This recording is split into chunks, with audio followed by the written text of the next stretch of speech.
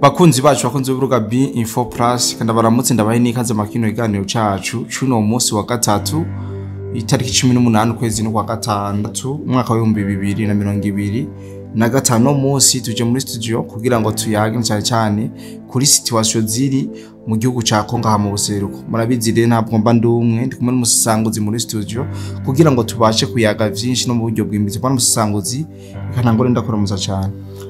Mwaramutse neza bwana journaliste ndakuramukije nizera ko nawe umeze neza reka jewe nshingirwa ko ndamutse n'abadukurikiranye aho bari hose urabare mu gihugu cyacu ciza cy'u Burundi ndagomba kuramutsa by'umwihariko umuntu ari mu gihugu cy'u Rwanda kugira yumve yuko ari we mvuze no muntu tweko turaganira cyane ariko arambaza ko nabaye mu Rwanda ngo kubyo ngo amakuru yaho tuyavuga nkaho menga turayazi ngo nubo ngo tuyashiramwo ububeshi bwinshi yarabikuye ako nkuru twigeze gukora twerekana ingene abanyororo bariko baragirirwa nabi cyane hajya mu gihugu cy'u Rwanda aca rero aba okumvugisha so ndamuramukije rero nshatse yumve yuko ibyo twaganiriye nafashe ku mutima cyane gose ndaramukije n'abandi nawo peji mu rumonge yes n'abandi bagenzi bari muri Kongo abari Goma nce nihanganisha cyane abari muri Kabare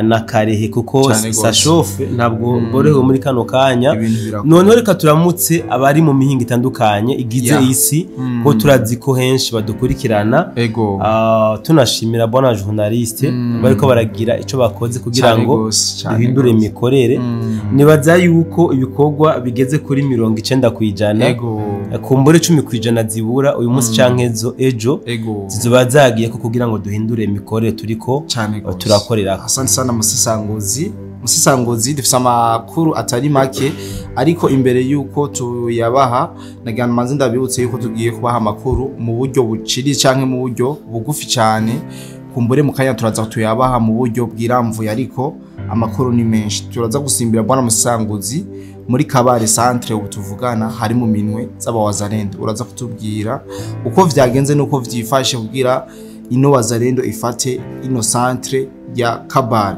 sivyo gusa turaza kuvugana no kuri bombardement yabereye muri Karehe turaza kuraba muri rusange bashoboye kwa bombarda nabo bari barashe muri rusange nivyashoboye kononekara ubona yuko iyo barashiba ibibombe ibintu bitaba vyoroshe turaza no gusubira muri commune Bagira naho ibintu nivyoroshe bwana musisangozi muri Bagira ubona yuko habaye ikibuga cyo kubitanira mu kabisa ibintu bitaba vyoroshe nuko reka ngenda guhikaze mwa kino kiganiro cacu.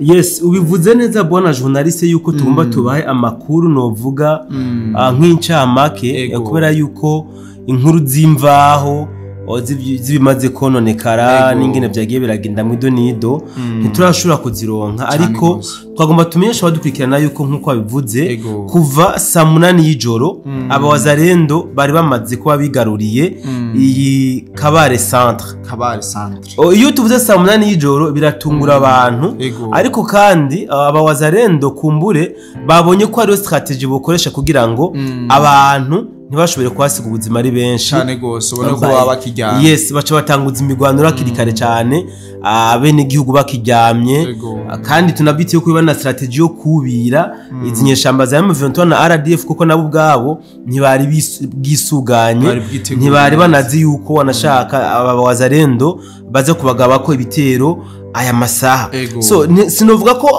habaye n'imigwani hambaye cyane gose mugabo iyo harenze hapfa abantu barenga 10 abari ibintu bikomeye abawazarendo rero ngene vyagenza no muri Kabare bona journaliste bubiriye zino nyeshamba za M23 ku birindiro bari barimwo aho twavuga ko mbere bakoze operation irimiwe nta masasu menshi yavuze nta namabombe menshi yavuze hano muri Kabare akubera yuko basa n'ababubiriye ahubwo hagiye kuboneka amabombe no kuvuga amabombe menshi n'inko ziremereye hano muri territoire ya Karehe kuko bari bamaze kumenya ibyabaye hano muri Kabare niho haciye hatangwa rero guterana amabombe no kurasana ibiko birebire bona journaliste ariko nubundi izi nyeshamba za M23 nta mahirwe namba ziriko ziragira. Ubona ko aba wazalendo basa nk'abariko barahiga zino nyeshamba buhongo cyane gose kabisa. Bararemerewe cyane gose hano muri territoire ya Kabare hamwe na territoire ya Karehe. So hano rero muri Karehe bona journaliste hoho ibiturika biremereye byatanguye saa 9:30 uzubucagucagu. Urumva yuko bona journaliste imigwano uyu munsi yatanguye mu ijoro. Hano harakiri mu ijoro ko saa 8 y'ijoro bacange saa 9:30 ntiyaba harabona ntibaba baraca. Yes, atari bano wazalendo baba bajyamiye amajanja akugira ngo bazinduke batuza umwansi ku butaka bwa basekuru, ubundi ntabwo haba harabona neza. Rero nko twabivuze bona journaliste mu ntango ibyashuye koronekara ntabwo turashobora kubimenya neza, ariko ico tuzi cyo nuko muri Kabare amakuru dufise yibanze nuko hari hamaze kugaragara ibiziga 10 abyizinyeshamba za M23 na RDF. Usibye ko n'inkoho ziremereye bari bamaze kuzirekipera aba wazalendo. Kumbure anizere ko bishobotse amafoto aza kuboneka yayizi nkoho chance n'ibiziga byaguye hano muri territoire ya Kabare. Twibutse kandi badukurikirana yuko aba wazalendo ntibarava kuri zima, bariko bakora ibishoboka byose kugira ngo ikibuga c'indege ca Kavumu bacigarurire kije mu minwe yabo, kugira ngo rero bazi koroherwa gukora ama operation hano mu gisagara ca Bukavu. Twibutse kandi abadukurikirana yuko n'izi nyeshamba za M23 nazo zikomeza gukora ibishoboka kugira ngo ntizitakaze kino kibuga c'indege ca Kavumu, kuko baramutse bagitakaje biboneke yuko n'igisagara ca Bukavu bazoba bagomba bahitakaze, kubera yuko kino kibuga kirabafasha cyane mu kwakira novuga maravitayema kesaswa y'ibikoresho vya gisirikare, ibifungwa n'ibindi bitandukanye. Nubwo inzira y'amazi yuguruye, ariko icingenzi gusumba ni kino kibuga c'indege ca Kavumu. Niyo mpamvu rero yaba M23 irakeneye kugumana kino kibuga c'indege ca Kavumu. Bararahiye bararengo baravuga yuko hano hazogwa umuntu.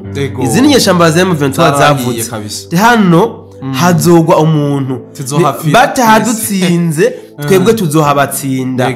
Twibutsanye kandi yuko muri indwi mu ndwi iheze inyeshamba za M23 zongereje umutekano ndetse n'ibikoresho bya gisirikare hano muri kino kibuga c'indege ca Kavumu. No kurundi ruhande FDNB iriko irafasha FARDC na wazalendo muri territoire ya Karehe na Kabare, naho nyene barashoboye kuhagwiza izindi ngabo ndetse n'ibindi bikoresho bya gisirikare. Biboneke rero yuko bona journaliste hano hantu nagomba mvuge ati hazobera match nil, mugabo match nil ntikunda. Abasore bavuga ngo ni vute ni kuvute, ibintu bizobera hano kabisa. Nibaza ko bitazuba byoroshe kuko bose kino kibanza baragikeneye. Je tubandanya rero bona journaliste muri Bagira murantunga muri Bagira neza na neza ku gace bita Musikito, naho nyene hazindutse hari intambara ikomeye cyane gose bona journaliste.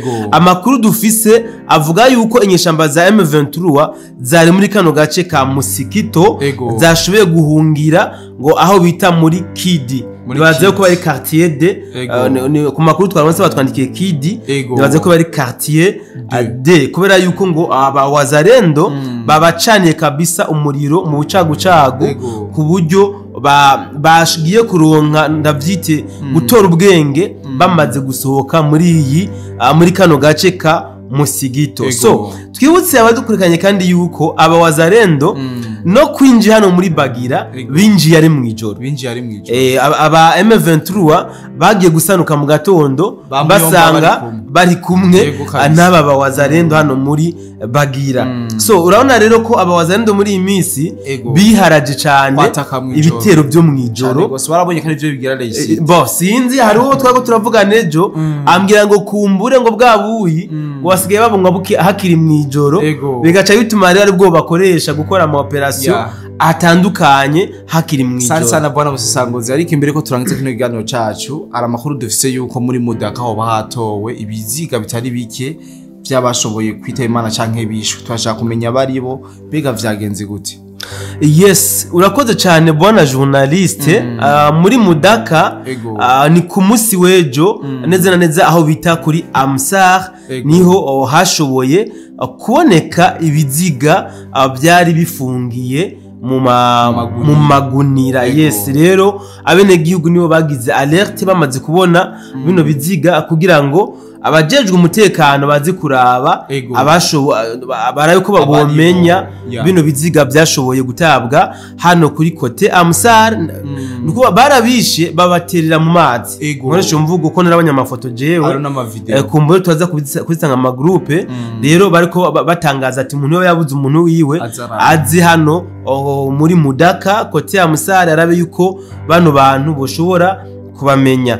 Amakuru abandanya avuga yuko bona journaliste bo barabantu bishwe n'izinyeshamba za M23 hama bakabafungira mu magunira baca baza kubaterera mu mazi mu gutinya yuko abene gihugu babona yuko bano bishwe n'izinyeshamba za M23 badahava abagomoka. Si muri Mudaka gusa bona journaliste no mu gisagara ca Bukavu nako ni mu gisagara ca Goma ntihenze ku munsi wejo harashoboye kwicwa abandi bantu babiri.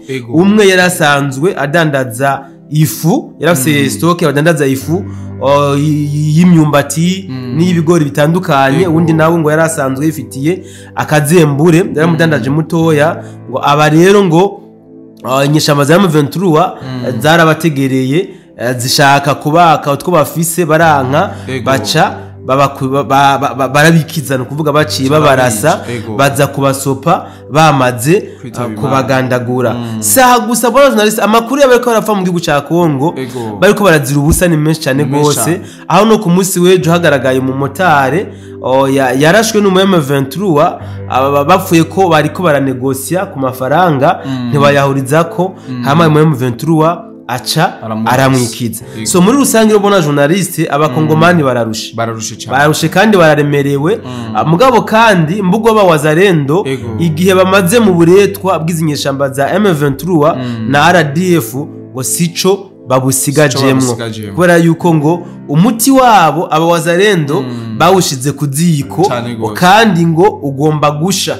Biteguye rero kuba nkwesha kugira ngo ababene wabo b'abakongomani bashobore akoroherwa. So nitworangiza kandi bona journaliste tudasimbiye muri Uvira. Yes, Uvira kabisa ntabwo tworangiza tutayivuze. Uvira nta kidasanzwe gihari, umutekano umeze neza cyane gose.